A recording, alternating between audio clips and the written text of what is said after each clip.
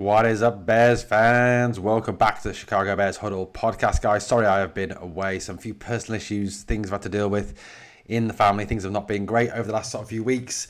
Have still been watching the Bears, enjoying the role, enjoying obviously the playoff victory over the Packers. That fantastic comeback on Sunday. Caleb Williams, what a guy, playing while hurt, but coming up with some amazing throws, some amazing plays to help us beat those Packers. And look, Caleb Williams deserves all the credit in the world. And I've got to say, the troll at the end, putting on the cheese grater hat, what a legend. What a absolute legend that boy is. And look, we go into this game against the LA Rams at the weekend, and a great opportunity for the Bears to see how far they've come, in terms of playing with the Rams, who are one of the most complete teams in the NFL, with one of the best head coaches in Sean McVay, one of the best quarterbacks in Matthew Stafford. Yes, Stafford is playing hurt certainly, but and not getting any younger, but they are still one of the better teams in the NFL. Yes, they don't do great out, in cold weather.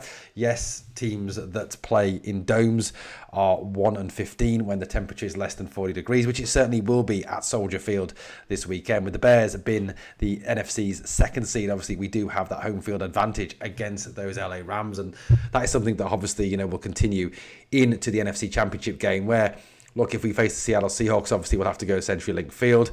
But if the Seahawks were to lose to the Niners, which, the Niners and the Seahawks is a big rivalry game, the Niners would have to come to Soldier Field if the Bears win against the Rams for the NFC Championship game. And I don't think any of us would have said that the Bears would be in the NFC Championship game this season. As even the most one-eyed Bears fan wouldn't have said that. Now, look, one of the things that has been levelled at the Bears is that this is the worst defense to go this far in the playoffs. And it's often a mantra, isn't it, that defense wins championships.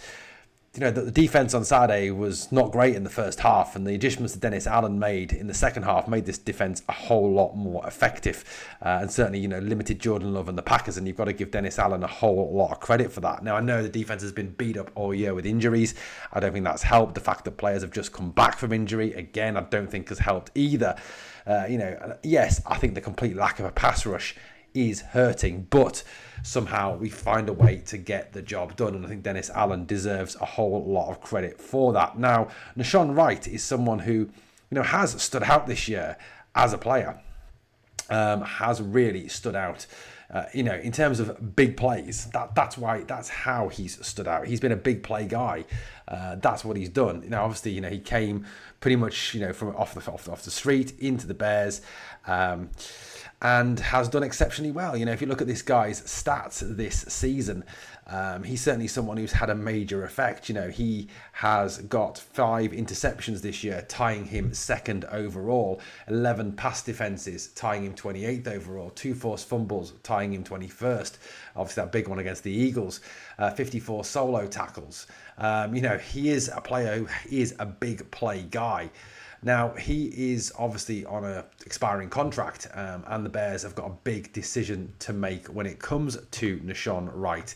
Now, it's been reported in several sources that the Bears will not retain the services of Nan Wright beyond this season, which, some of you may think is a mistake. However, it's, I think, a lot of logic behind this deal that, the Bears feel that maybe they can get someone better in free agency. Maybe they can get someone in the draft. Zar Frazier obviously has to come back, hasn't played this season. Also, the fact that Tyreek Stevenson had the second highest pro football focus grade in the win over Green Bay of 77.2. Tyreek Stevenson obviously as well has come back, has had injuries this season, don't get me wrong, but has come back from a terrible start to the season and really impressed. Whereas Nan Wright has been someone who has been targeted very successfully by opposition quarterbacks. For example, in the win over Green Bay at the weekend, Jordan Love attacked him over and over again, seeing him as the weak spot in the Bears secondary. He gave up 4 completions on 5 targets for 40 yards and 1 touchdown. In fact, Jordan Love had 139.6 passer rating when he targeted Nan Wright. If, this is already shown that the Packers are already seeing him as a weak spot, you got to pretty much guarantee that soon the Lions, the Vikes will see exactly the same thing as well. Look, yes, he has been a bargain on paper in terms of those stats that I read out to you at the start. The 1.1 million deal, certainly fantastic. 5 picks for 118 yards, 11 passes defense, 1 QB hit, 2 forced fumbles. Excellent, fantastic.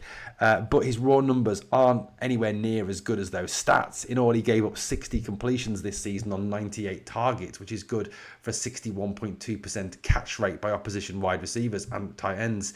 He averages 60.2% per his career, so he obviously went backwards. On top of that, he gave up 813 yards and 6 touchdowns while posting a PFF grade of 65.1. He certainly was not unplayable, and the Bears will certainly be very wary of overpaying for his services. It may be a situation they will offer him a team-friendly deal, which Nan Wright may see as a bit insulting, and he may want more money given his high-level stats in terms of those interceptions. And if Al Harris leaves as well, he's a big Al Harris guy. He may follow Al Harris wherever he goes.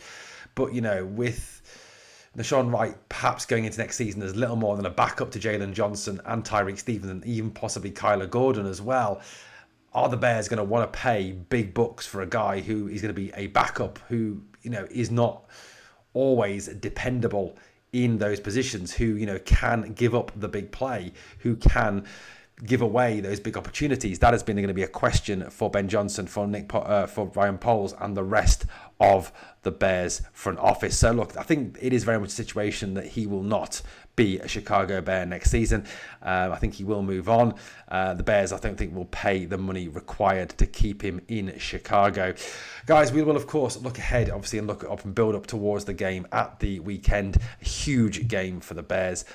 First playoff win in 15 years. Let's hope it becomes our second playoff win as well, and we go on to the NFC Championship game. What a season that would be. All I've got is praise for Ben Johnson and Caleb Williams and the rest of our Chicago Bears this season. Even if it finishes against the Rams, it's been a hell of a ride, and they've been a hell of a team this year. A hard attack team, but a hell of a team. Guys, thank you so much for watching the Chicago Bears Huddle podcast. If you've enjoyed the content, please like, comment, share, and of course, subscribe.